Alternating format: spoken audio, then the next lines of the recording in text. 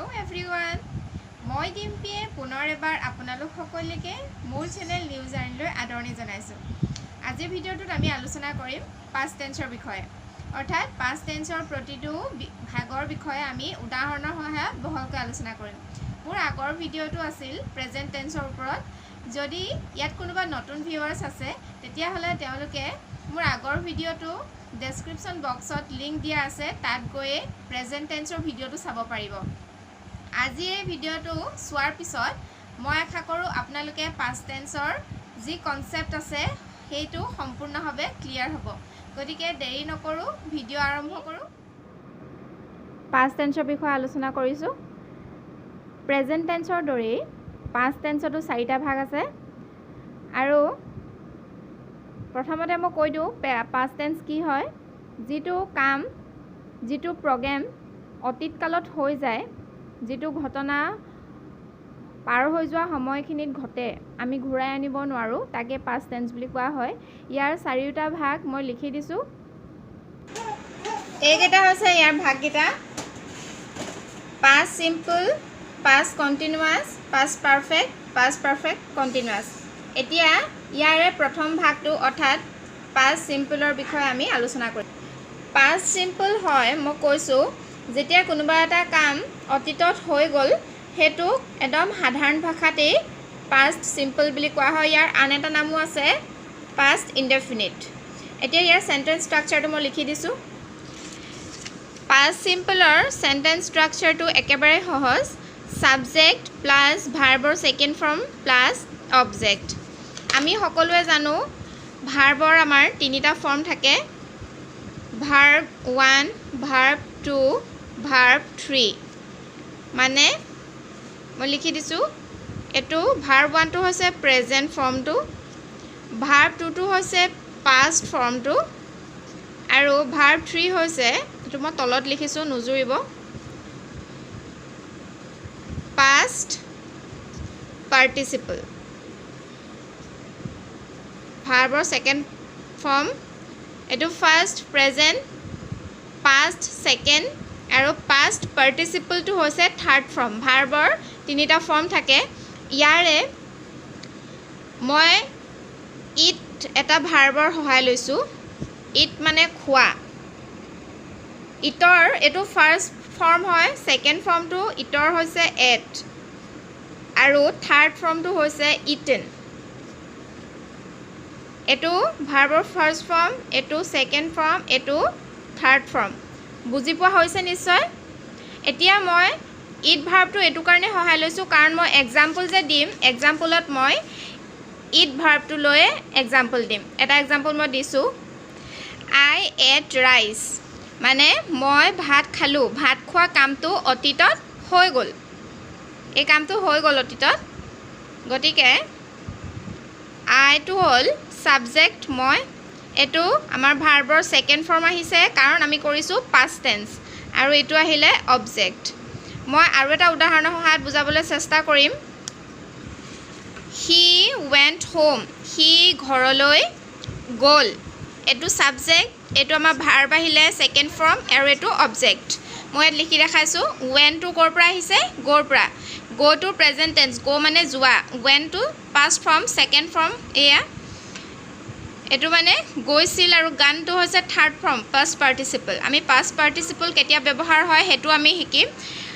ঠিক আছে, তেতিয়াহ'লে এই দুটা উদাহৰণৰ সহায়ত মই পাষ্ট চিম্পল বা পাষ্ট ইনডেফিনিটটো বুজাবলৈ চেষ্টা কৰিলোঁ। এইবাৰ আহিছোঁ পাষ্ট টেন্সৰ ছেকেণ্ড পাৰ্ট, অৰ্থাৎ পাষ্ট কণ্টিনিউৱাছ। পাষ্ট কণ্টিনিউৱাছ মানে কি হয় মই কৈছোঁ, যেতিয়া যিকোনো এটা কাম অতীতত চলি থাকে, অতীতত একেৰাহে কোনোবা এটা কাম চলি থকাটোৱে হৈছে কণ্টিনিউৱাছ, পাষ্ট কণ্টিনিউৱাছ। কণ্টিনিউৱাছ মানে আমি জানোৱেই কোনো এটা কাম একেৰাহে চলি থকা। গতিকে ফাৰ্ষ্টত মই ইয়াৰ চেণ্টেন্স ষ্ট্ৰাকচাৰটো লিখি দিছোঁ। ইয়াৰ ষ্ট্ৰাকচাৰটো একেবাৰে সহজ: subject plus helping verb plus, ইয়াত কিন্তু যদিও পাষ্ট টেন্স হয় কিন্তু ইয়াত ভাৰ্বৰ ফাৰ্ষ্ট ফৰ্মটো আহিব। কিয়? মই আগত উল্লেখ কৰিছোঁৱেই, কণ্টিনিউৱাছ টেন্স যেতিয়া থাকে তেতিয়া সদায় ING লগাবই লাগিব। কণ্টিনিউৱাছ মানে ING। গতিকে ING লগাবলৈ হ'লে আমিতো ভাৰ্বৰ ফাৰ্ষ্ট ফৰ্মেই লিখিব লাগিব। গতিকে প্লাছ অবজেক্ট। এতিয়া এই হেল্পিং ভাৰ্ব, হেল্পিং ভাৰ্ব যে আছে ইয়াত পাষ্ট টেন্সৰ কোনকিটা হেল্পিং ভাৰ্ব বহিব মই লিখি দিছোঁ was আৰু were এই দুটা পাষ্ট টেন্সৰ পাষ্ট কণ্টিনিউৱাছত হেল্পিং ভাৰ্ব সদায় was আৰু were বহে এতিয়া মই কম was কাৰ লগত বহিব আৰু were কাৰ লগত বহিব was বহিব I লগত he she it name name মানে কাৰোবাৰ যেতিয়া নাম থাকিব ধৰি লওক উদাহৰণ মই দিছোঁ ৰাম সীমা দীপ এনেকুৱাবিলাক যেতিয়া নাম থাকিব তেতিয়া তাৰ লগতো was বহিব এতিয়া মই দেখুৱাম were কাৰ লগত বহিব were বহিব we লগত you লগত they লগত এতিয়া মই was আৰু were এই দুইটা ব্যৱহাৰ কৰি এটা উদাহৰণ এই ষ্ট্ৰাকচাৰটোৰ মতে দি দিছোঁ তেতিয়া আপোনালোকে বুজাত সহজ হ'ব সাবজেক্ট আমি আনিলো I এতিয়া আমি চাম সাবজেক্টৰ পিছত হেল্পিং ভাৰ্ব আছে এতিয়া হেল্পিং ভাৰ্ব was বহিব নে were বহিব মই ইয়াত চাৰ্টখন দিছোৱে I লগত এটো was বহিছে গতিকে আমি আনিলো was I was তাৰ পিছত আমাৰ হেল্পিং ভাৰ্বৰ পিছত আছে ভাৰ্বৰ ফাৰ্ষ্ট ফৰ্ম মই আকৌ it ভাৰ্বটোৱে সহায় লম it I was it লিখি ভাৰ্বৰ লগত কি লগাবলৈ আছে আমাৰ ষ্ট্ৰাকচাৰত ing গতিকে eating I was eating rice এটো আহিলে আমাৰ সাবজেক্ট এটো আহিলে আমাৰ হেল্পিং ভাৰ্ব এটো আহিলে আমাৰ ভাৰ্বৰ ফাৰ্ষ্ট ফৰ্ম প্লাস ing এটো অবজেক্ট was লগা এটা উদাহৰণ দেখুৱালো এতিয়া মই were লগোৱা আৰু এটা উদাহৰণ দেখুৱাম we লগত were আছে we were একেই লিখিম এটো কাৰণে মই একেই উদাহৰণবোৰ লৈছো কাৰণ একেই যেতিয়া লোৱা হয় তেতিয়াহলে বুজাত সুবিধা হয় we were eating rice সেন্টেন্সটো আমি ষ্ট্ৰাকচাৰ মতে গৈছুনে আহিলে সাবজেক্ট ষ্ট্ৰাকচাৰ মতে ষ্ট্ৰাকচাৰটো চাই গলে মানে বুজি পোৱা যাব তাৰ পিছত where টো আহিলে আমাৰ হেল্পিং ভাৰ্ব ষ্ট্ৰাকচাৰ মতে eating আহিলে ষ্ট্ৰাকচাৰ মতে ভাৰ্বৰ লগত ing ফাৰ্ষ্ট ফৰ্ম আৰু এটো আহিলে অবজেক্ট তেতিয়া হলে এই দুটা উদাহৰণৰ সহায়ত মই past continuous tense টো বুজাবলৈ চেষ্টা কৰিলো past continuous মই আকৌ এবাৰ কৈছো যেটো কাম অতীতত চলি থাকে হেতু হৈছে past perfect perfect tense মানে হৈছে যেতিয়া কোনোবা এটা কাম কৰি সম্পন্ন হয় যেতিয়া সম্পূৰ্ণ হৈ যায় এটা কাম হেতুৱে পাৰফেক্ট আৰু past perfect হৈছে এটা কাম অতীতত আৰম্ভ হৈ অতীততে শেষ হৈ যোৱা কামটো অতীততো আৰম্ভই হ'ল আৰু শেষো পাষ্টতে হ'ল মানে অতীততে হ'ল হেতু হৈছে past perfect মই ষ্ট্ৰাকচাৰটো লিখি দিছো past perfectৰ ষ্ট্ৰাকচাৰ হ'ল subject plus had plus ভাৰ্বৰ ইয়াত থাৰ্ড ফৰ্ম আহিব আগতেও মই কৈছো পাৰফেক্ট টেন্সত সদায় ভাৰ্বৰ থাৰ্ড ফৰ্মটো আহে প্লাস অবজেক্ট এতিয়া এটা এক্সাম্পলৰ সহায়ত বুজিবলৈ চেষ্টা কৰিম I had eaten rice মই ভাত খালো মানে ভাত খোৱা কামটো অতীতত আৰম্ভও হ'ল অতীতত শেষো হ'ল সাবজেক্ট আহিলে এটো আমাৰ হেড আহিছে ষ্ট্ৰাকচাৰ মতে ভাৰ্বৰ এটো থাৰ্ড ফৰ্ম আৰু এটো হৈছে অবজেক্ট ভাৰ্বৰ থাৰ্ড ফৰ্ম মনত আছে নিশ্চয় এইখন চাৰ্টখন ভাৰ্বৰ first second third eat at eaten এটো ভাৰ্বৰ থাৰ্ড ফৰ্মটো eaten past participle বুলি কোৱা হয় গতিকে আমি যেহেতু পাৰফেক্ট টেন্স কৰিছো eaten ললো এতিয়া মই ইয়াত এটা বিশেষ গুৰুত্বপূৰ্ণ কথা উল্লেখ কৰিম যেনেকে আমাৰ ইটৰ past form at বা গোৰ past form went হয় ঠিক তেনেদৰে have আৰু hasৰ past formটো হৈছে had মই এই পইণ্টটো দেখুৱাইছোঁ এটা বিশেষ কাৰণত, কাৰণ মই এটা এক্সাম্পল দিম। সেইটো কাৰণে আগতে মই দেখাই লৈছোঁ যে হেভ আৰু হেজৰ পাষ্ট টেন্স হেড হয়, তেতিয়া উদাহৰণটো বুজিবলৈ সহজ হ'ব। এইটো আই হেড ব্ৰেকফাষ্ট, মানে এইটোতো আমাৰ ষ্ট্ৰাকচাৰ মতে আইটো আহিলেই এই হেডটো আমাৰ ষ্ট্ৰাকচাৰ মতে আহিছে, আৰু এই হেডটো কিয় আহিছে মই কৈছোঁ। এইটো আহিলে আমাৰ অবজেক্ট। এই দুটা সেন্টেন্সৰ মাজত যদি ভালকৈ চোৱা যায় তেতিয়াহ'লে গম পোৱা যাব আই কি আছে, এইটো ষ্ট্ৰাকচাৰ মতে আহিলে, এইটো ভাৰ্বৰ থাৰ্ড ফৰ্ম, আৰু এইটো অবজেক্ট। এইটো আমাৰ ছাবজেক্ট আহিলে, এইটো ষ্ট্ৰাকচাৰ মতে আহিলে, এইটো হেডটো হৈছে ভাৰ্বৰ থাৰ্ড ফৰ্ম। মানে হেভ, এই বাক্যটোৰ অৰ্থ হৈছে মই ব্ৰেকফাষ্ট কৰিলোঁ। ইয়াত কৰাৰ অৰ্থ হৈছে হেভৰ পৰা আহিছে head. I have my breakfast, মই ব্ৰেকফাষ্ট কৰিছোঁ, সেইটো তেতিয়া আমি প্ৰেজেণ্টত ক'বলৈ হ'লে হেভ হ'ব। কিন্তু যিহেতু আমি পাষ্ট পাৰফেক্ট কৰিছোঁ, গতিকে এইটো হেড আহিলে। এই হেডটো ক'ৰ পৰা আহিলে তেতিয়াহ'লে? এই যে হেভ আৰু হেজ, এই হেভ আৰু হেজৰ পাষ্ট টেন্স হেড বুলি মই কৈছোঁৱেই, গতিকে এই হেভৰ পৰা এই হেডটো আহিছে।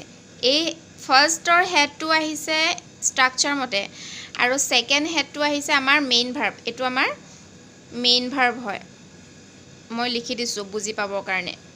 মেইন ভাৰ্বৰ থাৰ্ড ফৰ্ম হয় এইটো মেইন ভাৰ্ব হেভ যিহেতু পাষ্ট টেন্স, গতিকে হেড। বুজি পোৱা হৈছে নিশ্চয়। আৰু এইটো আমাৰ অবজেক্ট আহিলে। মই আৰু এটা উদাহৰণ দিছোঁ পাষ্ট পাৰফেক্ট টেন্সৰ। উই হেড টেকেন ভেকচিন, আমি ভেকচিন ল'লোঁ। এইটো আহিলে আমাৰ ছাবজেক্টৰ মতে, হেড আহিলে আমাৰ ষ্ট্ৰাকচাৰ মতে হেড আহিছে। নেক্সট টেকেনটো ক'ৰ পৰা আহিছে আমাৰ? ইয়াৰ মেইন ভাৰ্বটো হৈছে টুক, মই লিখিয়ে দিছোঁ টুক, টেক, টেকেন। আমাক থাৰ্ড ফৰ্ম লাগিব, এইটো ফাৰ্ষ্ট, এইটো ছেকেণ্ড, এইটো থাৰ্ড। আমি পাৰফেক্ট টেন্স কৰিছোঁ আৰু আমাৰ ষ্ট্ৰাকচাৰত আছেই ভাৰ্বৰ থাৰ্ড ফৰ্ম, গতিকে এইটো থাৰ্ড ফৰ্ম টেকেন লৈছোঁ। টেকেন ভেকচিন, এইটো অবজেক্ট, এইটো আমাৰ ভাৰ্বৰ থাৰ্ড ফৰ্ম। আমি ভেকচিন লোৱা কামটো অতীতত আৰম্ভ হ'ল আৰু অতীততে শেষো হ'ল। গতিকে আশা কৰিছোঁ পাষ্ট পাৰফেক্ট টেন্সটো সকলোৱে বুজি পাইছে। পাষ্ট পাৰফেক্ট কণ্টিনিউৱাছ অৰ্থাৎ পাষ্ট টেন্সৰ শেষৰটো ভাগ।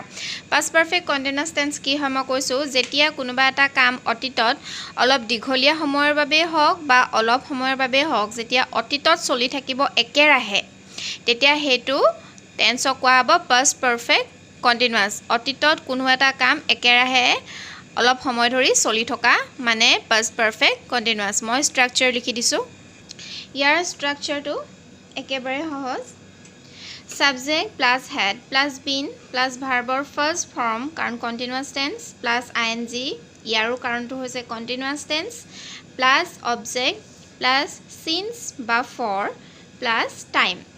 ষ্ট্ৰাকচাৰটো অলপ দীঘলীয়া হয়, কিন্তু চিন্তাৰ কাৰণ নাই, উদাহৰণ দিয়ালে মানে খুব সহজতে বুজি পোৱা যাব। কিন্তু মই উদাহৰণলৈ যোৱাৰ আগত এটা খুব দৰকাৰী কথা দেখুৱাব বিচাৰিছোঁ, সেইটো হৈছে চিন্স বা ফৰ। কনফিউজন লাগিব পাৰে, আমি চিন্স কেতিয়া বহাম বা ফৰ কেতিয়া বহাম। গতিকে চিন্স আৰু ফৰৰ মই পাৰ্থক্যটো কৈ দিছোঁ, কৰিবলৈ সহজ হ'ব। চিন্স মানে ফিক্স মানে আমি জানো এটা ধৰাবন্ধা কথা। জানুৱাৰীটো আমি সকলোৱে জানো যে জানুৱাৰীটো সদায় ফেব্ৰুৱাৰী মান্থৰ আগত আহে, বা ইয়েৰৰ ষ্টাৰ্টিঙত সদায় জানুৱাৰী মান্থটোৱে আহে, মানে প্ৰথম মাহটোৱে হৈছে জানুৱাৰী। আমি মন গ'লে জানুৱাৰীটো ক'ব নোৱাৰোঁ যে ফেব্ৰুৱাৰীৰ পিছত আনা বা মাৰ্চৰ আগত আনা, আমি এনেকৈ ক'ব নোৱাৰোঁ। জানুৱাৰী এইটো ফিক্স হয়। মানডে'টো তেনেকৈ ফিক্স হয়, ছানডে'ৰ পিছত আহে, টিউজডে'ৰ আগত আহে। আমি ইচ্ছামতে ক'ব নোৱাৰোঁ যে থাৰ্ছডে'ৰ পিছত মানডে' আহে। তেনেকৈ 9 o'clockটো সেইকেই কথা, 8টাৰ পিছতেই 9 বাজে, 10ৰ আগতেই 9 বাজে। 2010 একেই কথা। তেনেকৈ মৰ্ণিংটো তেনেকৈ ফিক্স হয়, মৰ্ণিং সদায় ৰাতিৰ পিছত হয় আৰু ইভিনিঙৰ আগত হয়। আমি ইচ্ছা গ'লেই মৰ্ণিংটো আমি ক'ব নোৱাৰোঁ যে ইভিনিঙৰ পিছত মৰ্ণিং আনা। গতিকে এইখিনি হৈছে ফিক্স টাইম আমি ইচ্ছামতে হলাব নোৱাৰো তাৰ পিছত মই দেখুৱাইছো ফৰ কেতিয়া ব্যৱহাৰ হয় এয়া ফৰ নট ফিক্স মানে ধৰা বন্ধা এটা সময় নহয় এতিয়া ইয়াত মই এক্সাম্পল দিছো 10 আৱাৰ্ছ 10 ঘণ্টা মই জাস্ট 10 ঘণ্টা বুলিয়ে কৈছো সেই 10 ঘণ্টাটো এই বছৰৰ নে যোৱা বছৰৰ নে যোৱা মাহৰ নে যোৱা সপ্তাহৰ কোনো ধৰণৰ উল্লেখ নাই 2 ইয়াৰ্ছ টু ঠিক তেনেকে 2 বছৰ বুলি জাস্ট মই কথাটোহে কৈছো ইয়াত উল্লেখ নাই যে 2000ৰ পিছৰ চনৰ 2 বছৰ বা 2000 আগৰ চনৰ 2 বছৰ বা 1990ৰ আগৰ 2 বছৰ নে পিছৰ 2 বছৰ কোনো ধৰণৰ কথা উল্লেখ নাই জাস্ট 2 বছৰ তেনেকে 1 উইক একেই কথা এক সপ্তাহ বুলিহে কৈছো ইয়াত নাই মাহ নাই বছৰ নাই কিবা উল্লেখ আছে একোৱে উল্লেখ নাই এটা মাত্ৰ সময়হে দিছে গতিকে তেনেকুৱা ক্ষেত্ৰত আমি ফৰ ব্যৱহাৰ কৰিম চিন্তা কৰিবলগীয়া একো নাই মই উদাহৰণ দিম উদাহৰণৰ সহায়ত খুব সহজতে বুজি পোৱা যাব এইটো উদাহৰণ I had been eating rice for 5 minutes এটো আমাৰ স্ট্ৰাকচাৰটো চাই যাব সাবজেক্ট আহিলে স্ট্ৰাকচাৰ মতে হেড আহিছে স্ট্ৰাকচাৰ মতে বিন আহিছে স্ট্ৰাকচাৰ মতে ভাৰ্বৰ ফাৰ্স্ট ফৰ্ম প্লাস আইএনজি আহিছে স্ট্ৰাকচাৰ মতে আমাৰ অবজেক্ট আহিছে অবজেক্ট নেক্সট এতিয়া আমি স্ট্ৰাকচাৰ মতে সিন্স বা ফৰ আমি ফৰ বহাইছো কি কাৰণে প্লাস টাইম এটো আমাৰ টাইম মই বুজাই দিছো এতিয়া এটো আমাৰ টাইমটো হয় এতিয়া 5 মিনিটস বুলি কৈছে 5 মিনিট 5 মিনিটটো যোৱা মাহৰ হয় নে যোৱা সপ্তাহৰ হয় নে যোৱা বছৰৰ হয় নে যোৱা কালিৰ হয় উল্লেখ নাই ফিক্স নহয় গতিকে আমি ইয়াত ফৰ লিখিছো বুজি পাৱা গৈছে সাগে আৰু এটা উদাহৰণ দিছো খুব সহজ এটা আৰু উদাহৰণ দিছো she had been working in the garden for 1 hour তাই 1 ঘণ্টা ধৰি বাগিচাত কাম কৰি আছিল ইয়াত এইটো হৈছে আমাৰ টাইমটো কিমান দিছে 1 hour